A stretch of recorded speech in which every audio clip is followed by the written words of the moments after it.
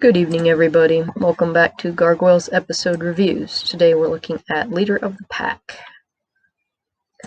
Hello, Season 2. We kick off the season with a bang. Lots of explosions, actually. We meet a mysterious stranger in gold and black exo armor who wears an Anubis head mask. His task? To spring the pack from Rikers Island prison. What's the nature of his game? Revenge. Who is this masked man? He's not Iron Man, but he's close.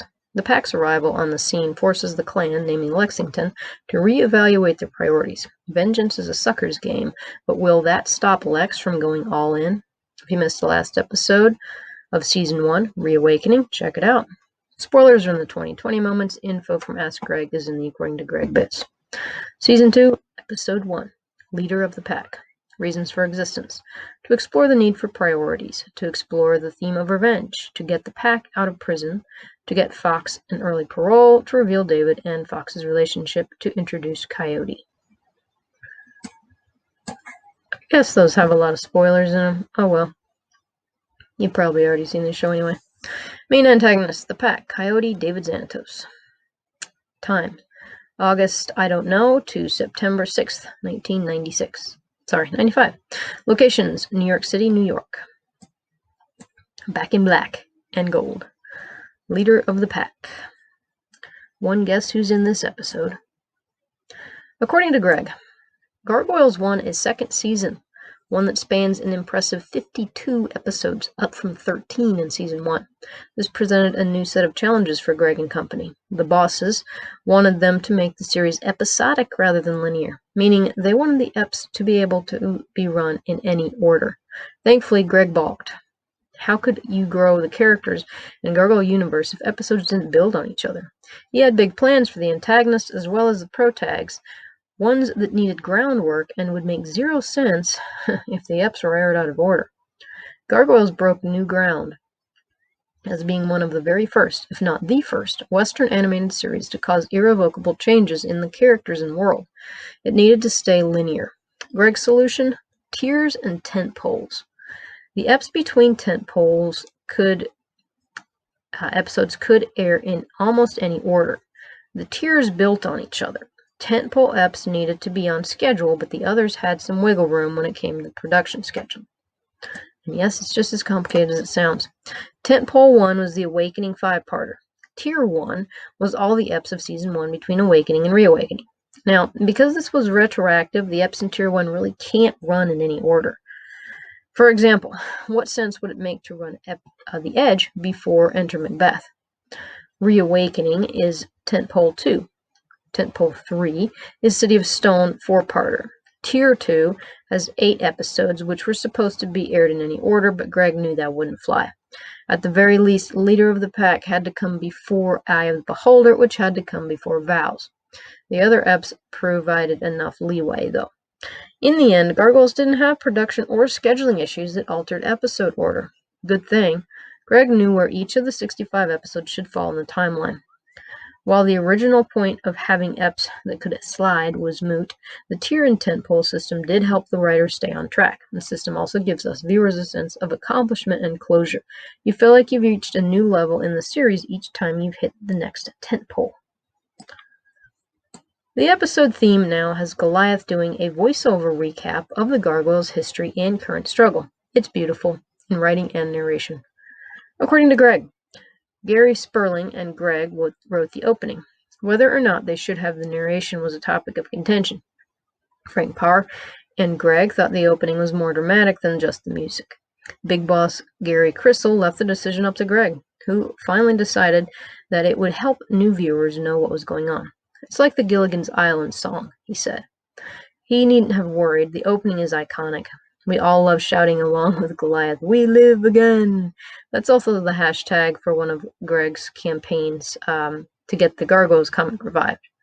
Check out hashtag We Live Again on Twitter. Now, I don't think that one really went anywhere because this was back in 2016, unfortunately. Now it's hashtag Keep Binging Gargoyles. Spelled banging. I think there's an E. There should be an E in there, but not on Twitter. Anyway. We get a previously on Gargoyles.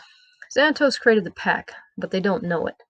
Only Fox knows. Xanatos set up his own assassination, too, at the hands of Jackal and Hyena. Fox says he's the most brilliant man on the face of the earth. I'm thinking they're more than friends, no? According to Greg, yes, another one. The idea of having previously sections came from Hill Street Blues. At first, Disney got the impression that everyone hated the recaps. Supposedly, they gave away too much about the upcoming ep. Now, of course, most shows use previously sections. Greg stuck with them. They're handy as you get farther into the series. I think they create a sense of anticipation and suspense as you try to figure out the current ep based on the previously explanation. Yeah, what I didn't like was in Awakening when they told you what the next episode was going to be about. Let me add to the recap. June 30th, 1995, the parole board denies Fox and Wolf early release. The two will have to serve their entire 16-month sentence. But all hope is not lost. The next parole hearing is on October 30th, 1995. Yes, you read those dates correctly. We went from early February to late August, possibly early September since Reawakening, the last episode of Season 1. Apparently all the antagonists were on summer break, or they were scheming. Hey, look, we're finally at the episode proper. We open on Rikers Island Prison. A man, I assume, is climbing the side of the prison wall with spikes on his wrists. Okay. He's in gold armor that has black form-fitting underlayer. His helmet is coyote or wolf-shaped. It actually looks more like Anubis' head, but without the headdress. And the caption is, if he's not careful, his nose is going to trip him. Reaching the floor he wants, he cuts the window bars with a green gas that comes from his wrist. He drops it in on a guard and uses a mind/reality warping weapon that comes from his wrist. He takes a page from the SWAT cats and their glovatrix. Here he is, hitting the guard with some pink circles, light circles that I guess are supposed to represent whatever frequency is coming out of that wrist-mounted weapon. Lasers are for losers. Mind warp rays are the way more fun. The guard falls, shaking and panting, to the floor. Anubis' head grabs the correctional officer's keys. In a cell, Jackal is trying to ignore Wolf, who's doing pretty lame one-handed push-ups. Wolf stops at 206 as Dingo comes for an unexpected visit. Our favorite Aussie back brought a surprise. C4. He blows the cell door off. And there's Wolf doing one-handed push-ups. Balancing on one arm and rocking forward and back isn't a one-handed push-up. Good day, mate. Isn't he a beaut? And there is Dingo. How did he get in when the other guy had to climb up the side of the wall and cut his way in? Whatever. In another cell, Hyena is shooting roaches with a rubber band and paperclip. Fox is on the lower bunk reading. Now, I really don't know if they'd keep what are basically gang members all in their same cells together, but maybe they got paid off. I really don't know. Hyena wants to know why Fox reads this stuff. I love Fox's reply. Nietzsche's too butch, and Kafka reminds me of your little friends over there. This is a reference for the adult viewers. As a kid, I sure didn't know what she was talking about. It's an accurate critique of the philosophers. Nietzsche, with his Übermensch idea and general pessimism, is pretty butch. Kafka is trippy with his surreal situations and worlds run by bizarre social bureaucratic system. In addition to the protag in Metamorphosis, the guy that turns into the fly, I guess the people in his stories resemble roaches. And there's Hyena shooting rubber bands. Or, I guess the paper clips with rubber bands. At least she's putting the roaches to good use. It's great to get a glimpse into Fox's character. She's currently reading Jean-Paul Sartre. It's doubtful that she sides with him, though, since he was a Marxist and burdened by the freedom individuals have to make choices despite what he saw as a lack of purpose for humans. Existence before essence, he believed. Fox, like David, takes a pragmatic view of the world. The ideas in Machiavelli's The Prince fit them better. Contrary to popular opinion, Machiavelli espouses very practical, sensible, time-tested, and reliable methods for ruling. If governments acted in according to his precepts, we'd be a lot better off. Read the book a few times before you argue with me. And there's Fox. Always good to see Fox in an episode. What's she up to this time? The fact that she spends her time expanding her mind shows how above the other members of the pack she is. The guy in armor arrives, greets them. His voice is altered by the helmet. Then he blows the door open.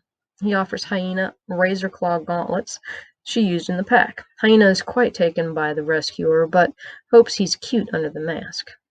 A guard makes a valiant effort to stop the escape, but Hyena has her in a headlock before the CO knows what hit her. Fox stops her, yet another factor that sets her apart. She's not into mindless violence like the idiots she works with. Hyena is thirsty for blood, and there's a picture of that scene. Coyote urges them, and that's Coyote is the guy in gold, to get a move on, but Fox refuses. She helps the guard up, saying she wants to finish her sentence. Say what? Well now, an antagonist with common sense. Unless you want to spend your life on the run, it's better to do the time. No, she's not interested in repenting or changing her ways any more than David was. She just wants her old life back. Hyena is terrible at planning. We know that from the diamond theft at her brother's keeper. She lives for the moment. It's gotten her where she is today, a pawn in prison. That's why she never would have been a good pick for pack leader. She's homicidal and no doubt has numerous mental health issues. And there's Fox and Hyena, with Fox holding on to Hyena from Hyena's wrist to keep her from tearing up the guard. Fox and David part their hair on the same side. I just noticed that. What? Hyena has no trouble turning on her co-worker, cellmate, and supposed friend. Her loyalty lasts as long as things are going her way. Give her an excuse to be violent, and she goes wild. Literally. Good thing the armored guy stops her. He blows a hole in the wall, grabs Hyena, and jumps to the ground far below. Not sure how he absorbed the shock to prevent her from getting injured. Whatever. The pack regroups near the gate while the guards shoot at them. Horrible shots, COs. Our armored friend is calm. He puts both hands on the massive steel gate and twists it from its hinges. There he is. He's got it supported on his back. Leg day must be insane, because that armor isn't really built for this. It needs to be more exoskeleton-y. He turns and hurls it at the 4 guards, who are shooting in his general direction. The multi-ton steel plate lands on top of them, pinning the legs of 2 and completely crushing the other 2. Hope none of them enjoyed walking or living. There's a picture of it, in case you doubted. Pretty disturbing scene when you realize that how that much weight would do to a person. The pack flees to the water's edge. Now what? Oh, ye of little faith, the armored man says. From the water rises a hovercraft/submarine that looks a bit like the Millennial Falcon. Hold on, Chewie. It really does look like the Millennium Falcon. It's got that same front window. That iconic one. It's round as well. They all board. The guy in armor sets the autopilot in stealth mode while casually informing them to put their seats and tray tables in the full upright and locked position. Who is this guy? There they are flying away from the prison. Somehow there's spotlights coming from the guard towers, even though it's daylight. Okay. Never tell me the odds. Pew pew, pew pew, is the caption. According to Greg, Xanatos got the idea for building his birds after seeing Macbeth's VTOL craft. Who let the pack out? The clan awakens to the news that the pack has escaped. They busted out, quote, quick and clean. Not sure how I described that cluster, but quick and clean is not it. The guard described the armor guy as wearing black. I guess he missed the gold armor and Anubis head. Easy to do when your mind's been warped, I guess. And there's Goliath with his hands on Elisa's shoulders. Never let a crisis go to waste, Goliath. Wink, wink. Elisa tells them the cops are heading to Pack Media Studio. Goliath doubts the pack will be dumb enough to go there. Lexington goes nuts at the news. The pack is his arch nemesis. And it's on the loose again. He still wants his pound of flesh from them after they humiliated and almost killed him and Goliath. Brooklyn doesn't see what the big deal is. He's one to talk. He goes ape crap whenever Demona shows up. Darks who live in glass houses that are held together with grudges should not throw stones. Lexington and Brooklyn fly off. Bronx between them. How? To watch Pack Media Studios. I'm shortening the name to PMS, by the way. You're welcome. Under the mask. On the Pack's aircraft, the armored savior tries to jump into delivering his plan. Wait a minute. The Pack doesn't follow just anybody. Fox isn't here, which means Wolf should lead. Oh, dominant struggle between wannabe alphas. Despite Dingo trying to talk sense into Wolf, Wolf lunges at the guy in full battle armor who just ripped a steel gate off its hinges and threw it like a pillow. No surprise, Anubis guy catches him in the chest and zaps him. Wolf falls back, then attacks again. Moron. This time Iron Man headlocks him and sprays him in the face with some sort of gas. From his wrist again. Hope it wasn't the same stuff that melted the bars. 2020 moment / according to Greg. Greg already knew Wolf was Hakon's descendant. Well, that earned their respect, but they need more. Hyena thinks he's kinda cute. Remember, she hasn't seen his face yet. Jackal is impressed by the combat capabilities. Wolf is regaining consciousness. Dingo is already on his side since the guy busted him out. Why did Dingo come back from Europe? Along with Fox, he's the only rational one of the bunch. What was he offered? Bite the hand that feeds and frees Jackal? He's not too impressed with Coyote. He sort of is, but not enough to throw in his lot with him. To earn their full loyalty, Coyote finally removes his helmet. It's Xanatos? Holy what? Why is he in this armor instead of the Gargoyle exosuit? I guess he needed different abilities. And he wanted to take things in his own hands, too. Wow. Surprise, he says.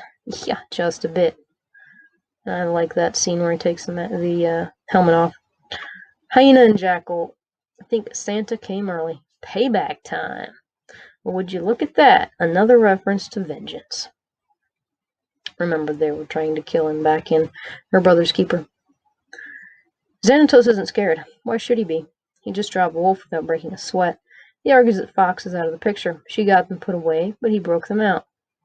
But we know he told her to set this all up in both episodes. There's more to this than meets the eye. He wants revenge on the Gargoyles for landing him in jail. Look at that, another revenge reference. Xanatos must have pounded a couple red lines and a monster or 3, because he's verging on manic obsession here. He's at frenzy pitch, which brings the pack into a revenge lust too. What the heck is going on? What got into David that's caused him to lose every bit of his infinite chill? It's been around 7 months since we saw him last. Did something happen during that time? He showed no signs of wanting revenge back then. Even while in jail, he was pragmatic, making the best of the situation. Here he is, looking a lot like Jafar, I think. Yeah, definitely cute under that mask. The pack is convinced. How do they find the Gargoyles, then? They don't. The clan will find them. Xanatos gives them back their classic gear.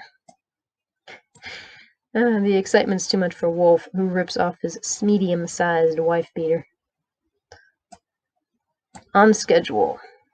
Grand entrance number 2 for Goliath is wasted on Owen. Again. As he comes blasting through the doors. At least the doors are still on their hinges, so that was nice of him. Goliath, Hudson, Broadway ignore PMS, opting to go to the source of the pack, Xanatos. They march into the Great Hall, where Owen is waiting. He's in a good mood, judging by his mischievous smile. I'll say it again, when Owen Burnett smiles, watch out. He says that, alas, Xanatos isn't in, but the Gargoyles' business is with the pack anyway. The pack is expecting them and will be at PMS. Shouldn't you be there? He says. He knew they'd come. He even got the day planner for dramatic effect. The snark is strong in this one. As the Garg stalk out with threats of speaking to Xanatos later, Owen mutters, sooner than you think, perhaps. I gotta love the scenes where Owen gets to indulge his snarky side. What an attitude he has when he feels like it. Apparently the pack and whatever their business with the clan is strikes him as quite a joke. It's a bit of revenge for him, since the last time he saw them in the Great Hall, they were throwing him across the floor as they stole the Grimoire Marcanorum. You have to respect a guy who basically tells 3 angry gargoyles they're late to the party and need to get off his yard. He's been smiling this whole time. Run. Fast. Is the caption. PMSing. Lex and Brooklyn are watching PMS. The cops pull away after an investigation that lasts about 10 minutes. Apparently the police don't think the pack will be dumb enough to come back either. The boys investigate. Everything looks fine. But Lex is raging. Brooklyn counsels him to remember priorities like family instead of revenge. Look at that. Just look at it. Another revenge reference. As usual, encouraged, meant to put family first. That's a main theme in Gargoyles, one that the antagonists often understand better than the protagonists. Lex is so expressive. Poor, sad little puppy eyes. Then the floor opens. Light blazes up as mist pours out. Is a heavy metal band about to appear on stage? Is that what they turned PMS into after the pack fell from grace? Nope, it's the pack aircraft. Somehow the cops missed the fact the ceiling opens for a hovercraft, or however the hovercraft got down there, and the floor slides aside. Convenient. Actually, it's going to take a lot of work to redo the construction there. The ship's door opens.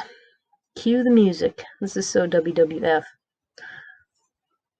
And you can see the purple light inside, and there's the mist and vapor, and it looks like Wolf is about to stride out. Halftime. We're back in the action now. Neither Fox nor Xanatos, our main antagonists, are acting like themselves, but they must have a plan. Fox isn't in on the action, so we're left to wonder what the outcome of that wise choice she made will be. As for Xanatos, the 7 months since we saw him last must have really ticked him off. What happened? This is pretty basic for a Xanatos plan, too. Where's the trademark gambit? A huge face-off against the pack is shaping up. Brooklyn, Lex, and Bronx don't stand a chance against the pack. Will the other Gargs show up in time to help them? Well, we'll find out later. What do you think was going to happen in the ep when you first watched it? You can comment here or on the actual blog. So also remember to share, like, subscribe, do all the things. Thank you so much for watching, and we'll catch you in the next one.